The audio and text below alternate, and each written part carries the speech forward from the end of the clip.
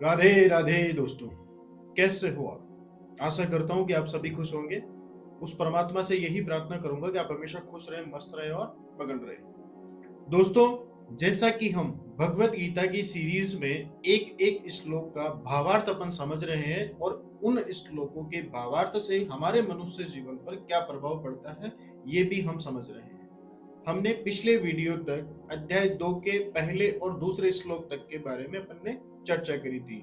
अध्याय 2 के दूसरे श्लोक में भगवान श्री कृष्ण अर्जुन से कहते हैं कि अर्जुन, तुम जीवन के असली मूल्यों को पहचानते हो, उसके बाद भी तुम इस तरीके से विषाद कर रहे हो, ये तुम्हें शोभा नहीं देता।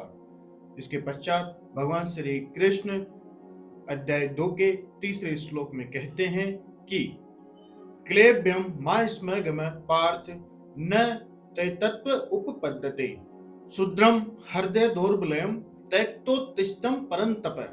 अर्थात भगवान श्री कृष्ण कहते हैं कि तुम प्रथा पुत्र होके, प्रथा कौन? कुंती, कुंती का नाम प्रथा भी था, तो प्रथा का पुत्र अर्जुन होने से भगवान श्री कृष्ण उन्हें पार्थ बोलते हैं। तो पार्थ, तुम प्रथा के पुत्र होने के बावजूद, एक क्षत्रिय होने के बावजूद भी अपने कर्तव्य क्रम से विमुख होकर एक नपुंसक व्यक्ति की तरह काम कर रहे हो, जो कि तुम्हारा कर्तव्य है युद्ध करना। एक क्षत्रिय का संपूर्ण कर्तव्य होता है युद्ध करना और धर्म की स्थापना करना, और तुम उस ही कर्तव्य से विमुख हो रहे हो और नपुंसकता की तरह बात कर रहे हो। यहाँ पे इस श्लोक में भगवान श्री कृष्ण ने नपुंसकता की बात की है। नपुंसकता मतलब इस जो ये श्लोक शुरू हुआ है क्लेब्यम, क्लेब्यम का अर्थात है नपुंसकता।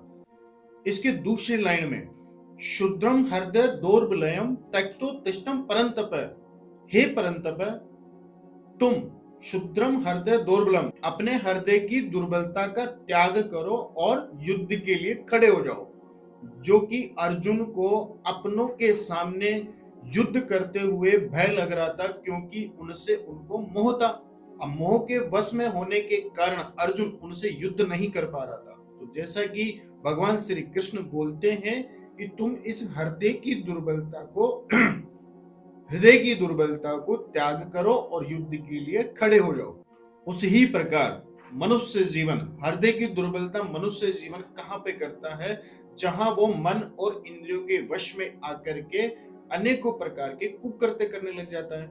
जैसा कि हमने लोभ किया, लालच किया, मद्यपान किया, शराब का सेवन किया, पराई स्त्रियों से व्यभिचार किया, ये अपने हृदय की दुर्बलता है जो मनुष्य जीवन को शोभा नहीं देती।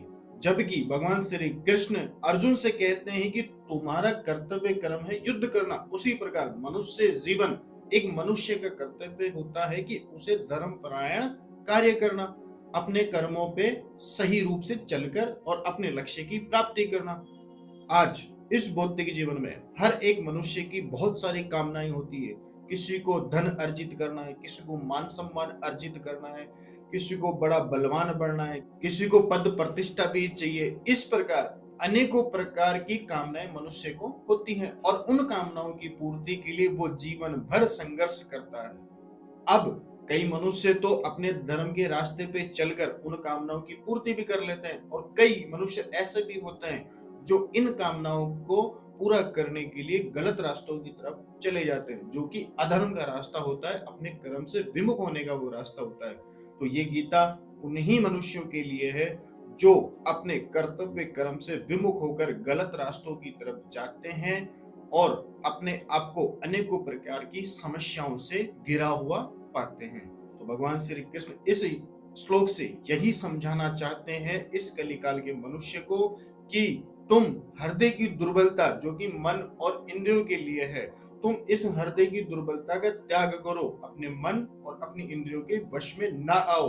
और अर्जुन से कहते हैं तुम युद्ध करो। तो उसी प्रकार मनुष्य से कहते हैं कि तुम अपने कर्तव्य कर्म का पालन करो और धर्म से अपने रास्ते पे चलो। दोस्तों, इस दूसरे अध्याय से मैंने आपको अपने तरीके से समझाने की कोशिश की है कि भगवान श्री कृष्ण इस कलिकाल के मनुष्य को इस दूसरे अध्याय से क्या संदेश देना चाहते हैं। अगले भाग में, अगले पार्ट में, अगले वीडियो में अपन आगे के श्लोकों के बारे में संपूर्ण रूप से चर्चा करेंगे। बने रहिएगा इस चैनल के साथ और देखते रहिएगा गीता की पूरी सीरीज। धन्यवाद दोस्तों। राधे राधे।